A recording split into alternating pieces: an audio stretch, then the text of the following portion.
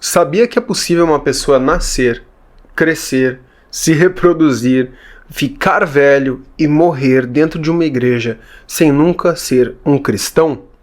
Pois é, vem comigo que o vídeo hoje é triste, mas é uma realidade. Saudações cristocêntricas, meu nome é Caleb Vargas, você está no Crentinho Básico, esse canal de crentes que não surpreendem ninguém com sua teologia, mas nós buscamos praticar a palavra lida. E hoje eu quero falar com você a respeito, claro, contradizendo um pouco, você pode achar que é uma contradição, tá? Porque nós sempre falamos sobre a suficiência da palavra. Mas hoje eu quero falar de algo que o reverendo Augustus Nicodemos chama de a insuficiência da palavra. E não há uma contradição nisso, apesar de parecer, tá? Eu quero que você compreenda, após ler comigo, alguns versículos da carta do apóstolo Tiago, tá? Então vem comigo, olha só. Capítulo 1 da carta de Tiago, a partir do verso 22, tá? Nós vamos ler todos, e daí depois nós vamos pegar verso a verso e trazer uma elucidação, uma explicação do texto, tá? Sejam praticantes da palavra e não apenas ouvintes, enganando vocês mesmos. Aquele que ouve a palavra, mas não a põe em prática, é semelhante a um homem que olha a sua face num espelho e depois de olhar para si mesmo, sai e logo esquece a sua aparência. Mas o homem que observa atentamente a lei perfeita, que traz a liberdade e persevera na prática dessa lei, não esquecendo o que ouviu, mas praticando, será feliz naquilo que fizer. Então quero que você compreenda desde já que a palavra é suficiente para salvar, mas insuficiente para salvar os que não a praticam.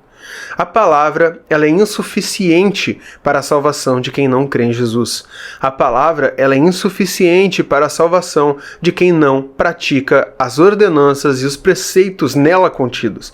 Então você precisa entender que da mesma forma que o sacrifício de Jesus é universal, ele é suficiente para todos os homens, ele é insuficiente para a salvação dos que não confessam Jesus como seu único e suficiente Salvador.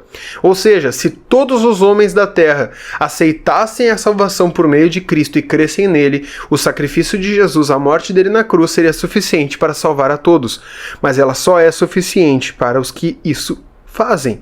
Para aqueles que não admitem que Jesus é Deus, aqueles que não admitem que Jesus é o Salvador e que por meio dele a nossa alma é remida dos pecados e levada às alturas para a honra e glória do Deus Pai, essas pessoas elas não serão salvas. O sacrifício de Jesus não é suficiente para salvar quem não crê em Jesus. Da mesma forma, de igual modo, a Bíblia não é suficiente para aprimoramento, para aperfeiçoamento, para santificação, para instrução de quem não a respeita e de quem não a segue. Ou seja, ouvir a palavra não é o bastante. E o apóstolo Tiago ele é muito cirúrgico. Quando ele chega e já começa essa perícope falando, sejam praticantes da palavra e não apenas ouvintes. E não apenas ouvintes. O que é praticar? É muito simples eu assistir um vídeo falando a respeito dos malefícios de comer fritura e itens cheios de açúcar e gordura saturada e após isso eu ir num restaurante e comer frango frito com Coca-Cola cheia de açúcar e depois me empanturrar de sorvete. Não mudou nada na minha vida. Ou seja, aquela instrução, aquela verdade a qual eu tive acesso não serviu para nada. A Bíblia não serve para nada quando ela é colocada diante de alguém que não a observa e a respeita e a pratica.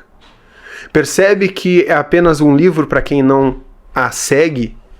A Bíblia não é suficiente para converter corações depravados que a rejeitam. Se o coração depravado rejeita a Escritura não tem poder sobre ela.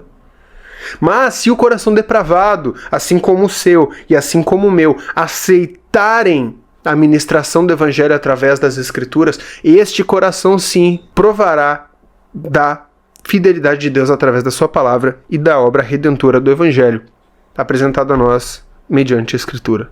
Tá? Então você precisa entender que não basta ouvir a palavra. Ouvir pregações, não basta apenas ler a Bíblia, você precisa exercitar o que ela ordena. E ele traz uma analogia, uma alegoria para que nós consigamos entender. Ele fala, no verso 23, aquele que ouve a palavra, mas não a põe em prática, é semelhante a um homem que olha a sua face num espelho, e depois de olhar para si mesmo sai e logo esquece a sua aparência. Eu quero que você perceba que o apóstolo Tiago está dizendo aqui não é simplesmente de alguém que olha no espelho e tem uma amnésia e esquece quem ela é, como é que é o meu rosto. Não, não é isso.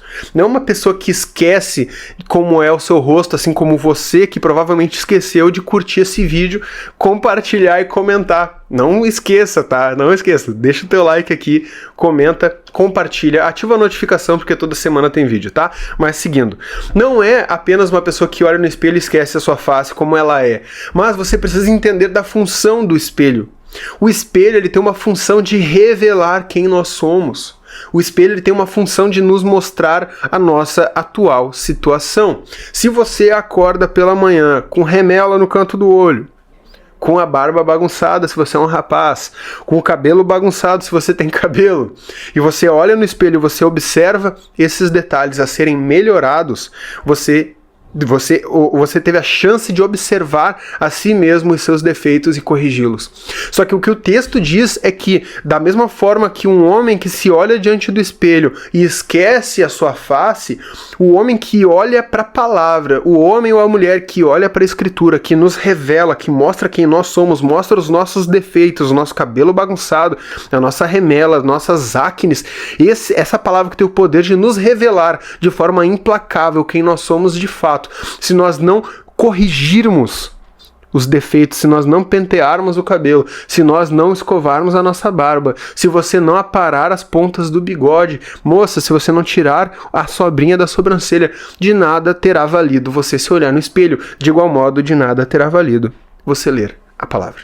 A exposição ao evangelho é inútil para quem apenas se olha e finge que não viu nada ou esquece dos seus próprios defeitos. Ou seja, você precisa olhar para a palavra que revela as tuas debilidades, revela as tuas fraquezas e lembrar-se dessas fraquezas. E após ser exposto à verdade do evangelho, você buscar corrigir-se. Você precisa praticar, você precisa seguir o que a palavra ordena.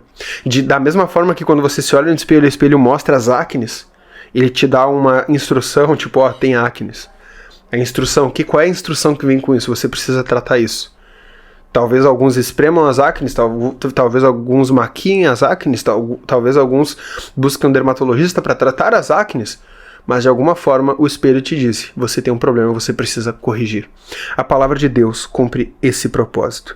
Da mesma forma, o texto traz o paralelo daqueles que olham para esse espelho implacável que é a palavra de Deus e a respeitam e a praticam. Olha só, verso 25. Mas o homem que observa atentamente a lei perfeita. Percebe que a lei é perfeita? Você não, nem eu. Mas o homem que observa atentamente a lei perfeita, que traz a liberdade e persevera na prática dessa lei, não esquecendo o que ouviu, mas praticando-o, será feliz naquilo que fizer. Você percebe que há uma promessa embutida nesse texto? Há uma promessa, se você olhar para a palavra, você observá-la atentamente e praticar as sugestões do texto, praticar as correções que o texto te ordena, te sugere, e corrigir os defeitos que o texto te aponta, você vai ser feliz naquilo que fizer.